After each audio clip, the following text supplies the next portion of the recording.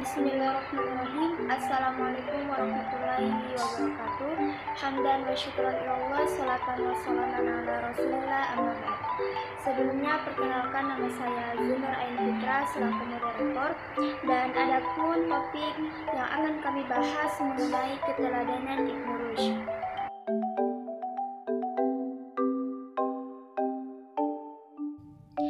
Baik, langsung saja. Yang pertama, meneladani sifat utama Ibnu Rushd akan dibacakan oleh saudara Raid Raffi Ramlan dan juga saudari Irma Fitriani. 1. Meneladani sifat utama Ibnu Rushd. Ibnu Rushd dan Muhammad Iqbal.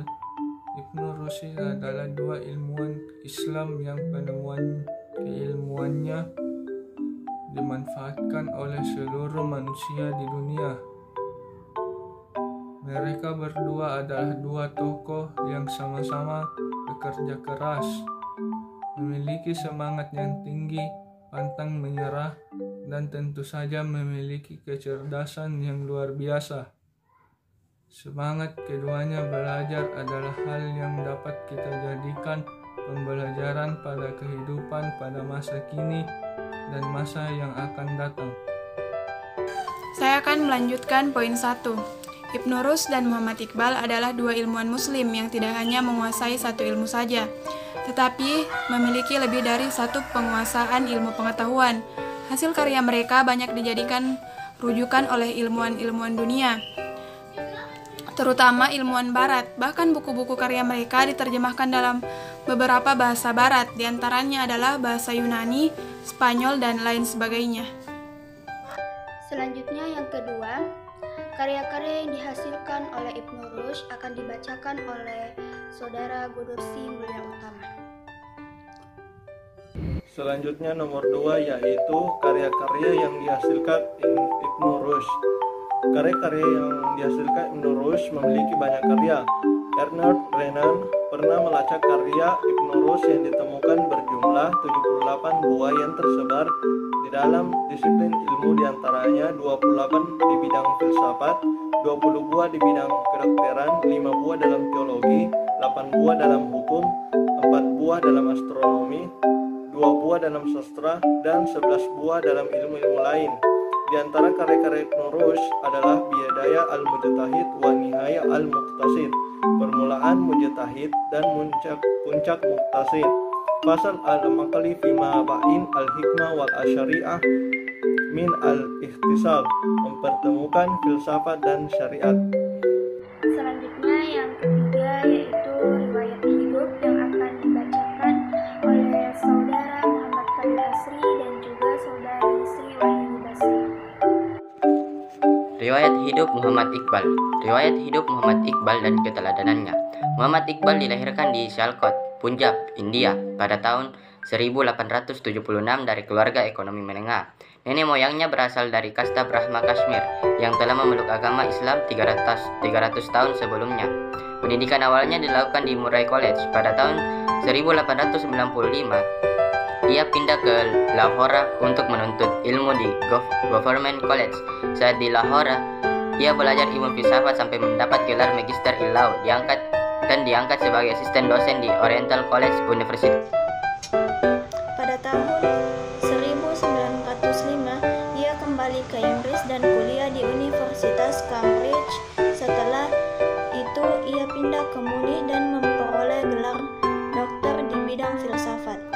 Pada tahun 1908, ia kembali ke Lahore dan bekerja sebagai pengacara dan dosen filsafat. Pada tahun 1927, ia mulai berpolitik dengan menjadi Dewan Perwakilan Rakyat di kawasan Punjab. Pada tahun 1930, ia didaulat sebagai Presiden Liga Muslim. Muhammad Iqbal memiliki pandangan yang luas mengenai umat Islam. Ia berpendapat kemunduran umat Islam karena kebekuan pemikiran mereka. Menurut Iqbal, hukum di dalam Islam sesungguhnya tidak statis. Ia dapat berkembang sesuai dengan perkembangan zaman. Setelah itu, ia berpendapat bahwa pintu ijtihad masih terbuka lebar.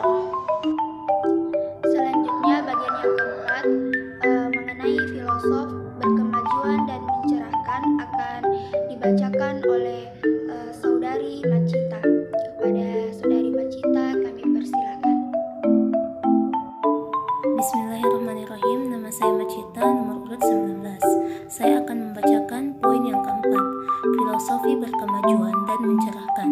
Ibnu Rushd adalah pemikir muslim yang berkemajuan dalam pemikiran dan mencerahkan dalam berilmu.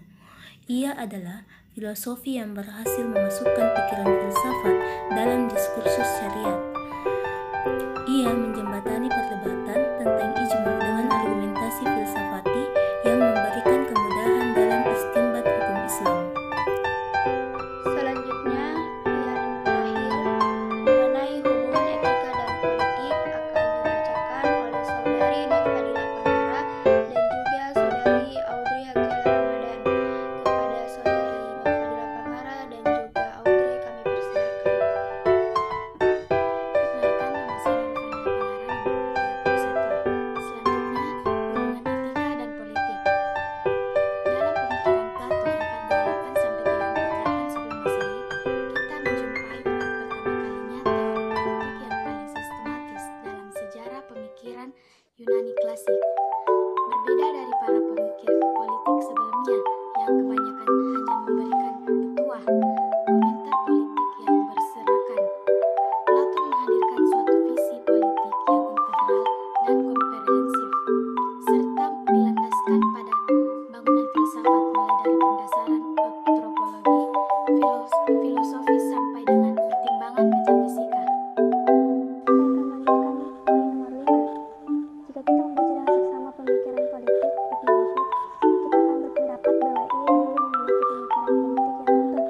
Bahkan dalam bidang politik, ia menulis sebuah buku yang merupakan komentar dari Republik karya Plato, sebagaimana Ibnu Rushd menulis komentar untuk bukunya Aristoteles. Demikianlah presentasi dari kelompok kami. Saya